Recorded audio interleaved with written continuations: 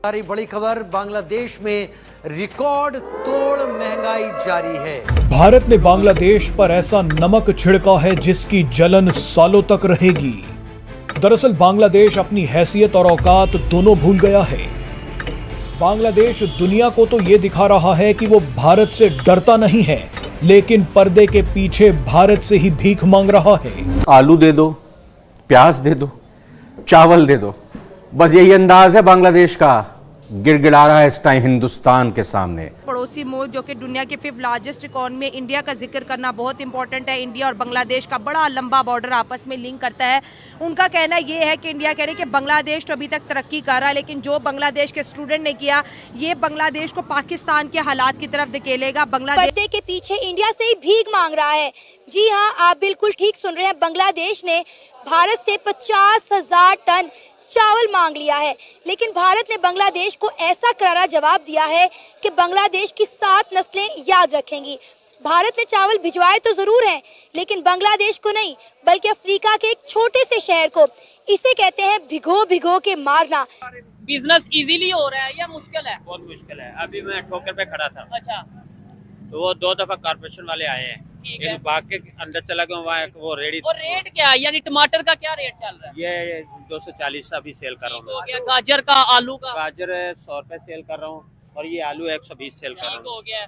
चले ये जय चीजें हिंद दोस्तों, बांग्लादेश के उसके औकात के पता चल गया और मोहम्मद यूनिस के ये भी पता चल गया कि इंडिया से दुश्मनी करके हमारे जनता और बांग्लादेशी भूख से मर जाएंगे। इसीलिए बांग्लादेश के विदेश मंत्री यह ट्वीट किए हैं कि ट्रेड और सियासत को अलग अलग रखना चाहिए। और बांग्लादेश पर्दे के पीछे ये भी बात बोला है कि हमें 5,000 टन चाहिए चावल और हम आपको पैसा कैसे भी करके दे देंगे। लेकिन मोदी जी ने उनके औकात दिखाने के लिए चावल तो भेजे हैं, लेकिन उनको नहीं। अफ्रीका के एक छोटा सा शहर में ही सब चावल भेजवा दिए, वो भी फ्री में, लेकिन इन भिखारियों के नहीं भेजे। प्याज दे दो, चावल दे दो, बस यही अंदाज है बांग्लादेश का। की जलन सालों तक रहेगी। दरअसल बांग्लादेश अपनी हैसियत और औकात दोनों भूल गया है। बांग्लादेश दुनिया को तो ये दिखा रहा है कि वो भारत से डरता नहीं है, लेकिन पर्दे के पीछे भारत से ही भीख मांग रहा है। सर, पहले जो बांग्लादेश इंडिया को आंखें दिखा रहा था, अब इंडिया से चोरी छुपे जो है वो चावल मांग रहा है। इंडिया को कह रहा है जी आप हमें 50,000 टन जो है वो चावल दे दें, हम कोशिश करेंगे जल्द ही आप लोगों को पेमेंट कर दें। अच्छा, फर्स्ट ऑफ ऑल तो ये कि देखिए, इंडिया ने 1971 से लेके अब तक बांग्लादेश को बहुत ज़्यादा आउट ऑफ द वे जाके सपोर्ट किया। मतलब वहाँ पे उनकी इलेक्ट्रिसिटी का एक, मतलब एनर्जी का एक बड़ा हिस्सा जो है वो इंडिया से आ रहा है। ठीक है, इन्वेस्टमेंट्स जितनी हैं उनका 80 to 90% इंडियन लोगों की है। इंडस्ट्री में 50% इंडियन लोग हैं। ठीक है, तो जो इस तरह से होता है बेवकूफ़ी करनी कि किसी भी, देखें, आपने अपनी रिजीम चेंज करनी थी, आपने अपना सेटअप चेंज करना था, अपनी हुक्मरान बॉडी को रिस्ट्रक्चर करना था, आप करते।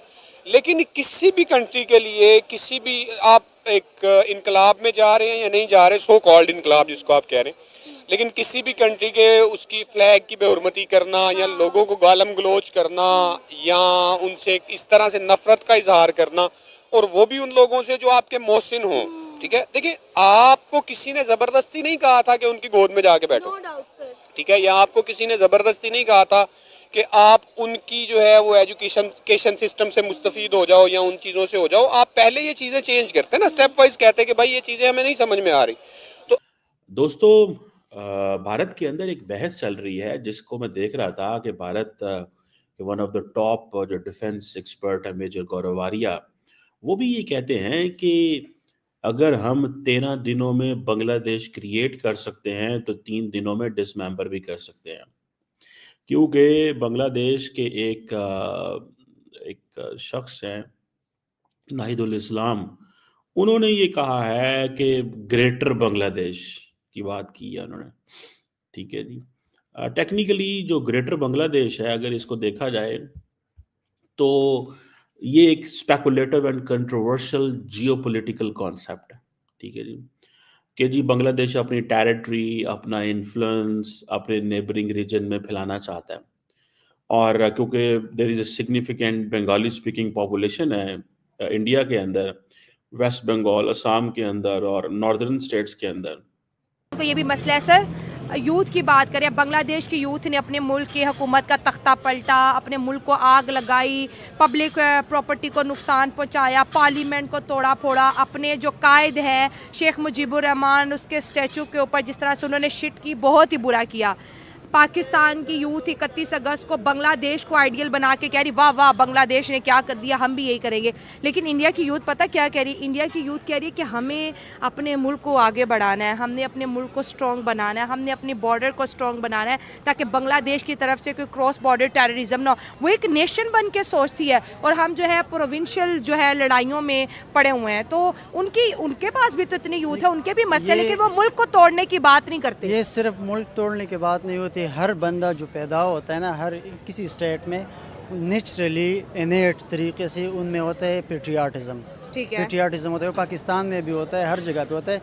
लेकिन जो हुक्मरान होते हैं या जो स्टेट जो माँ का वो होता है ना, माँ का जो होता है, हाँ। होता है, वो रिलेशनशिप जो है वो नहीं मिल रहा होता स्टूडेंट को या यूथ को या किसी भी चीज़, तो वो बागी हो जाते हैं। हैं। बागी हो जाते हैं कुछ स्टूडेंट। मैं आपको एग्जांपल, बहुत सारे एग्जांपल गिना सकता। बलूचिस्तान के स्टूडेंट इस तरह है कि मतलब वो कहता है कि हमें हक नहीं मिल रहा, सारे ज़खायर के अभी लीडर आए हैं नरेंद्र मोदी जो वहाँ पे दो टर्न्योर पूरे किए, अब तीसरे कर रहे हैं। बिल्कुल, क्योंकि कहते हैं कि डेमोक्रेसी मरी की मरी होना वो बादशाहत से, डिक्टेटरशिप से, हर लिहाज से बेहतर होती है। ठीक हो गया।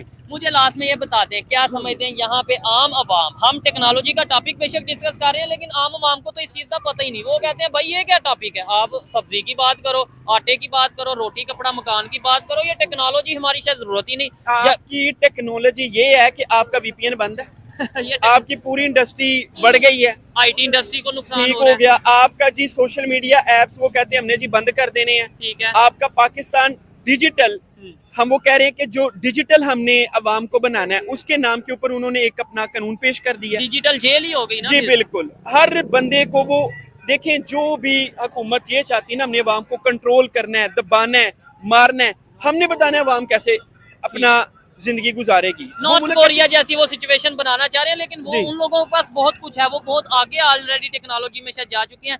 पाकिस्तान अगर इस तरीके से ज्यादा देर चल पाएगा कि भाई अवाम को दबाया जाए, कर्जे लिए जाएं, कर्जों से कंट्री चलाया जाए। मैं एक ही बात कहता हूँ, देखें जब पूरा अंधेरा हो जाता है ना, तो सुबह भी आती है। पाकिस्तान में भी इंशाल्लाह आएगी, लेकिन मैं ये कहता हूँ कि जब तक डेमोक्रेसी नहीं आती। बांग्लादेश और इंडिया के दरमियान जो भी सारे मामला चल रहे हैं, बांग्लादेश वैसे तो ऊपर से बड़ा स्ट्रॉन्ग बन रहा था, लेकिन अब जो है वो उन्होंने चोरी छुपे इंडिया से 50,000 टन जो है चावल मांग लिए हैं।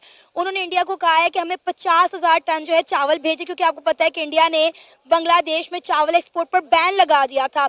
लेकिन अब जो है बांग्लादेश चोरी छुपे जो है इंडिया से 50,000 टन जो है वो चावल मांग रहा है, लेकिन इंडिया ने भी इसका जवाब इस तरह से दिया कि उनको कोई रिस्पॉन्स नहीं किया और 1,000 मेट्रिक टन जो है वो चावल अफ्रीका के एक छोटे से शहर को भिजवा दिए हैं। देखें, इंडिया और बांग्लादेश के अगर हम इन पास्ट देखें तो उनके ताल्लुकात जो है वो हमेशा से बेस्ट रहे हैं। जब ये गवर्नमेंट जो है लेड बाय डॉक्टर यूनस जो है और स्टूडेंट्स के रिवोल्यूशन के बाद जो गवर्नमेंट बनी है, तासुर ये दिया गया था कि ये एंटी इंडियन जो है गवर्नमेंट होगी, और उसके कुछ रीजंस थे, जैसे इंडियन जो BSF है, बॉर्डर फोर्स जो है, उन्होंने